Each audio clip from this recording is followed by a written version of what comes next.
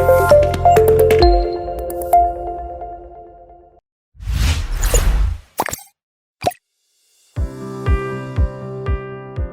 everyone, today I am here with the Mayor Michael Regan because tomorrow there is a huge shift in electric vehicles with the New South Wales government policy, and also Council had some really exciting news this week to do with electric vehicles. So I thought I'd ask directly what is actually happening and how does it impact people of the Northern Beaches? Hi Michael. Hey Jolene, thanks for dialing in. It's a very exciting time. We're finally moving ahead. It's great, it's brilliant, exciting. Good. Hey, Michael, can you tell me what happened at Council in the last week, please, to do with electric vehicles? Yeah, Council's been consulting on an electric car policy, I guess, or charging policy more than anything, and it's about how we can lead the community into transitioning to electric vehicles, because that's where the world is heading. That's what car makers are heading. Europe, for example, is going to be, I think, all electric cars by 2025, I think it is what they're saying, in terms of there'll be no models made, no ICE motors made beyond 2025. So all companies are on that sort of path. So Australia's finally catching up, and New South Wales has been leading that charge recently, which is great. So, and Council's been doing its bit to play its role in transitioning its community and making it easy for them to transition, I guess, is more than Can you tell me specifically how you've been able to, what has Council been doing to make sure that people in the community are transitioning to EVs? Yeah, so the market's broad and it's growing and it's changing and evolving. So, and there's different technologies, and there's fast, there's slow, there's medium.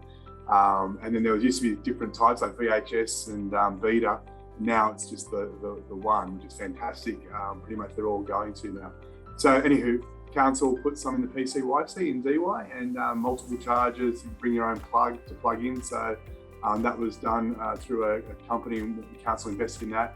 They also did a Tesla specific one, and they also did another one which was for the older vehicles for plug-in. So everything was covered, and so we did that a year or two ago, several years ago now. And we led up to a policy noting the changes that were happening, noticing that the state government was doing their thing. And we're going to transition our fleet as well, which is the state government's sort of longer term plan or medium term plan, which is great. So yeah, so we've just been planning so that we can be prepared for the influx of electric cars that will now come as a result of policies like the state government. So speaking about the state government policy, as of tomorrow, they're introducing some rebates. I think it's around $3,000 for any cars up to the value of $68,750, approximately 70K. Yep. So how is Council ready for individuals in the Northern Beaches that want to purchase an EV and take advantage of that rebate? How are they going to charge their cars on the Northern Beaches? Yeah, well, at the moment, you've got a few options at Warringah Mall, and I think Harbour Diggers has got some charges there. But essentially, Council is making sure that they're publicly available on their spot. So we've got some in PCYC. We've got two going in at Bungan Lane up at Mona Vale at the moment with a partnership with Jolt and Ausgrid. There's another one going up shortly in the Mona Vale car park just next to the council chambers there, and that big memorial hall up there. So there's, again, with Ausgrid and Jolt, who we did a partnership with at no cost to council, which is great. All on renewable energy, I might add as well. So before any of the tractors come and throwing, it's all on renewable energy, which is very exciting. And council's looking at additional locations and partnerships. So, and a multitude of chargers. We had an EOI done a few years ago, which demonstrated a massive desire from the companies, the larger companies who want to put the fast chargers in. They see Northern Beaches as a destination. There are already a number of residents. I think it's one of the numbers I had thrown at me from one of the companies was over 1,000 Tesla owners alone on the Northern Beaches, or at least travelling over the Spit Bridge every day, which is an interesting statistic that I always remembered. So it's fascinating. So there's a demand there, and because not everyone can have a car charger at home. If you live in a unit block. Yeah, how does it actually work? Like if I wanted to buy a Tesla tomorrow, how long does it take to charge up my battery, and how far can I travel on a battery? Does it? Well, this is the thing. So not everyone. If you live in a unit block, you may or may not get permission to put a charger at home. I'm lucky with my EV. I've got a charger at home, which I was able to pay for and install, and that's so I'm covered, if you like. But others aren't so fortunate, and so therefore they've got to rely on public charging stations, and that's what it's about. So, yeah, it's you can have those. It takes If it's a fast charger, it can take around 15 minutes to half an hour maximum type thing to charge up to around 300 to 400 Ks, talking in layman's terms, as opposed to the kilowatts and stuff, which does my head in. But if I just plug it into a wall, a standard wall at home, it charges around 11 or 12 kilometers per hour. So that's very slow, and it's a trickle charge, if you like. Versus if you have a home charger like I've got, it's around 40 or 50 kilometers per hour it charges, which is great. And so you plug it in at night, and it's by the morning, it's either whatever you've set the battery at. So that's how it's done, and it's very simple basically. So, and the fast chargers can do it at a setting in 10 to 20 minutes, half an hour, depending on how many kilometers you're adding. That's fantastic. And is there a place that you can go and find out the actual location? Like, say if I wanted to drive to Palm Beach, I live in Manly, can I Google somewhere to find out where the fast chargers are? So maybe I can stop off in Narrabeen, have a coffee at the Tramshed Cafe, charge my car for half an hour and then go up to Palmy? So usually when you buy an electric car, you do your own research and that type of stuff, and there's apps. So I use Plugshare, and it's a free app on your phone, and it just tells you where every charger is, every power point is. It's fabulous, and it's all the users feed into it, so we all make sure, and you can even notify, you can check in. So when you're done, if someone else needs to use it, they can text you via the app, and you can unlock your vehicle, your charger, so they can take the charger and plug in themselves. So there's all these really funky free apps that you can use, and it's all, and NRMA have got some good ones now too. They've been very good at being able to put together their own thing to go at their whole network. They're trying to focus on the country and the rural areas and the regions. It's brilliant, so that you can get all the way out to hopefully Brewarrina, so our sister city. Go and say g'day. All right, so if I'm interested, or anyone that's watching is interested in getting an EV, obviously snap one up in the next month, or as soon as possible, to get some of those rebates from the state government. Yeah, they're amazing. Check out the website that you mentioned. What was it again? There's Plugshare, to map your route and make sure that you've got enough charge. What if I want to drive to Perth or Canberra? Do you ever drive to Canberra in yours? How does that work? Yeah, well, Canberra is good. You can do that in one. So the Tesla that we've got, we can do it in one go. So it does about 500 Ks on one charge. So it's funny that you get more coming. It's less charge going from Canberra because it's downhill, and so where it's uphill 500 meters, I think it is from Sydney to Canberra. But the reality is, it does about 110 average speed the way down. Yeah, it's a 3 and a bit hour drive. So it's you got full charge, don't have to stop. And there's a fast charger at McDonald's just in Canberra.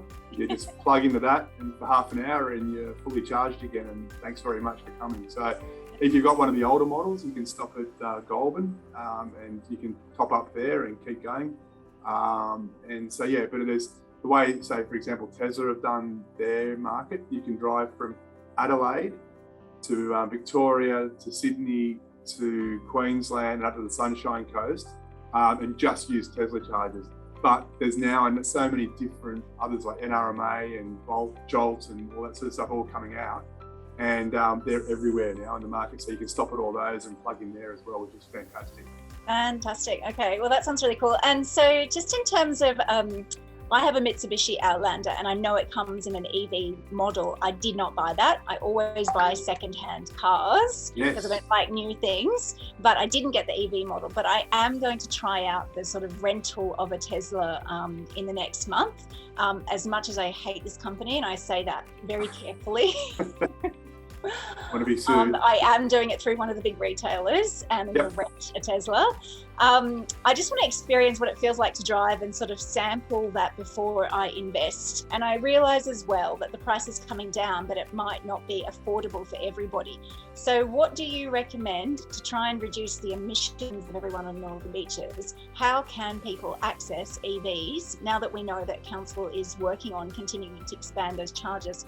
What do you recommend for people to try and get an EV themselves? There's a group that popped up, Zero Emission Sydney North, I think it's called, and they're just a local bunch who got together and pulled resources, a whole bunch of things like solar power and the like. And also they had an offshoot, I think, which was about second-hand cars, the Good Car Company based out of Tasmania, importing EVs and stuff. So to answer that question, you kind of got to say, well, go and test drive an EV. It's not necessarily as easy, but those groups organise days when you can do that type of stuff as well, and check them out, ask questions, touch it, feel it, and drive it. And I know for one, actually I've got an auction coming up to drive my Tesla, but that's a whole other story you can ask me about later. But because to get elected, you need money to run, right? So I'll be auctioning off mine, but that's a separate question. Wait. No, I want to know more. You want to know more of that? What are you talking about? You're auctioning off what? Yeah, so my Tesla, I'm going to auction off test drives of that, and with or without me in the car. And because, campaigns cost money and stuff, so I've got to make sure that we get figured. There's a lot of interest in EVs, so why not, make a bid and take the car for a day and experience what it's like to drive an electric car, particularly a Tesla, and at the same time help the Your Northern Beaches independent team get its raise some funds for the election. So it costs money to print out vote cards and stuff, let me tell you, or put things in your mailbox. All right, okay, Wait, this is completely not a promotional no, sorry. forum, so I just do want to keep you in check. Yeah, However, if you're interested in getting a day in your Tesla for environmental reasons, or you're also looking at what's on your t-shirt, is that it? Okay. Why would people want to support your party with money? Tell me. Look, our environmental group, Northern Beaches Warren West. Why would we want to support you with money? Look, the independent team, we've got a great track record on council now, and we've made it the most sustainable council in New South Wales, probably one of the leading ones in the country. We're doing great things for transitioning the community, just getting our head down and moving on with it and doing things. And so I guess for us with the zero emissions, we don't shout it and tell everyone this and that and get criticised. We just do it, if you like. And I think it's really important. The environment's critical for everything that we do. And so if you support that sort of stuff and what we've done as a council and what we're continuing to do and continuing to put down as foundations and pillars as part of what councils should be all about, I'd love your support with the Your Northern Beaches independent team. And to do that, we've got an election coming up in December 4, and every dollar, it costs a lot of money to run a campaign, because you've got 15 candidates, you've got 200 thousand residents, and you've got to connect with, and there's so much, just the advertising and putting things in people's letterboxes, how to vote cards on election day. It all adds up. So we're just asking for donations, I guess, just to keep that momentum and keep the council, independent and working with government, not against. That's our biggest thing we work with. We've got great results. We have a fantastic relationship with our state government. We're helping drive their policies with the environment stuff, with the economic side of things, the COVID planning, the recovery of COVID.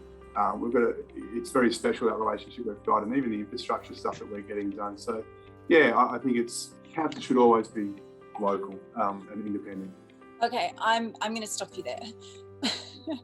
My worst case scenario is having a certain party in power at federal level, at a state level, and at a local level. That is my worst case scenario. I'm not going to name names, but I just feel like, as an advocate for the environment, that we need to make sure that there are people that are willing to stand up to the big guys and really can represent what the community actually wants. So it's extraordinarily frustrating for carbon emissions to be ignored again. And at a federal level and at a state level, it's only recently started to change. However, I have admired that you guys have been able to achieve your targets of reducing the emissions of all of the council buildings, like, I don't know, what was it, 8 years or something before? Yeah, brought it forward by that 10 odd years, Yeah, and I read your 2040 environmental strategy, and there are some really exciting things that are happening there.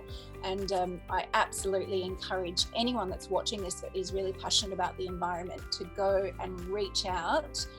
And let's try and organise things together so that we can help meet the strategy that you guys have set out. I can see that you've done a whole lot of work, but I think it's really important that we all work together to get those carbon emissions down. And one of the really important ways to do that is to reduce your transport emissions and also your energy.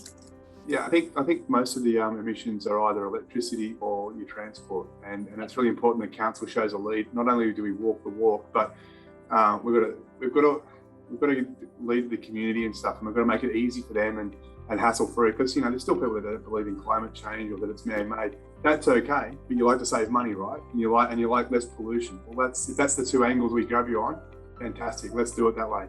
And we've been really careful to work with the government, not against them. And that's the difference. We're not slaves to them, so we're not part of a major party. We're not slaves to them. And they come to us for ideas and to bounce things off, and we work with them and we lead them as much as, and we encourage them, and we get fantastic results. And that's what local government should always be about. It's about not being slaves to them, not working against them either. It's just working with them and working, but not just, I can't stress it enough, if we're part of the major parties, we have to do as we're told. And that's not going to happen at a local level because, things like whether it's climate change or whether it's infrastructure investment, it just doesn't have borders. It has a ripple effect. There is no borders, and we need to work for the greater good. And so, that's the thing that drives us, and and it's been successful so far. Michael, I wanted to ask you, because I have you here and I just want to make you slightly uncomfortable. Far away. In the Northern Beaches War Waste, I often see people asking questions and you participate, and that is really important because I know how important the environment is to you as well. Well, it's important to listen, Jolene, because you learn, and there's lots of good ideas out there. You go, oh, I hadn't thought of that. I wish I had all those answers and ideas. You don't. Now, one thing I know that you mentioned last year, you met with some guys from Recycle Smart, and they were proposing a solution where they use their app, and they have it in some other council areas. They use their app, and it's $2 for a user to drop something out on their front doorstep, and then they come and Recycle Smart come and pick it up and take it away and dispose of it environmentally responsibly. Why council hasn't implemented that yet? Yeah, so what it is for us is that we're also aware of other similar programs, if you like, and other similar, I guess, different similar programs. We'll keep it at that. And ultimately, it's a $2 cost to the user, but it's an $8 cost, I think it is, to councils. And then there's other things behind the scenes. We've got approaches from other people in the industry as well. When we spread the net a bit wider, there was other interested parties that are doing other interesting things. One of them, for example, Jolene, was using your existing yellow bin and just putting all soft plastic in that. And that had an amazing, and it had some good outcomes at the other end as well in terms of the products it was being turned into. Everything from plastic fencing that you see around sports fields to roads to a whole lot of things, I guess. And so there's a couple, I guess, without naming names. So we're just making sure that what's going to work best for us and not cost too much more to the ratepayer if possible. But if it is, and it was good to find that, as you said, the buy-in, people had it paying $2 is nothing, but we still have to find the other $8 per collection. And it's not huge, and it's possibly worth doing. However, there's some other really good stuff out there, and I just saw on the Blue Dot team that they've got something happening up there, which I think is a free collection, of your e-waste. I'm going to name them because I think they're an amazing organisation. Please do. Arnie's Recon is doing a collection service in Avalon in the next few weeks, and also Manly Observer has just listed, I think they reached out to Arnie's Recon as well, and they're doing a pickup in Manly. And I've emailed Arnie's Recon this morning, and I'm organising a pickup for any e-waste for Narrabeen, DY, and also Belrose. So stay tuned and listen out and collect stuff in your house, because they're going to come and pick it up for free and make sure that it gets upcycled or repaired so it doesn't end up in landfill. Can you get one for DY? There are a lot of solutions out there, and it is pricey. I can appreciate that, but it does feel sometimes that we don't get a lot of information about that decision-making process. So thank you for telling us a little bit more. And I'm going to ask you one more question. Another thing that comes up, it's the last question for today, is the FOGO. And I understand from having a lot of discussions with council that we already have a recovery process from the red bins, and that is fantastic. But people are desperate to minimise their methane, and especially in the latest IPCC report, has certainly come up as being really important. Is there a timeline, or what's the process involved in trying to get a food waste collection service from council?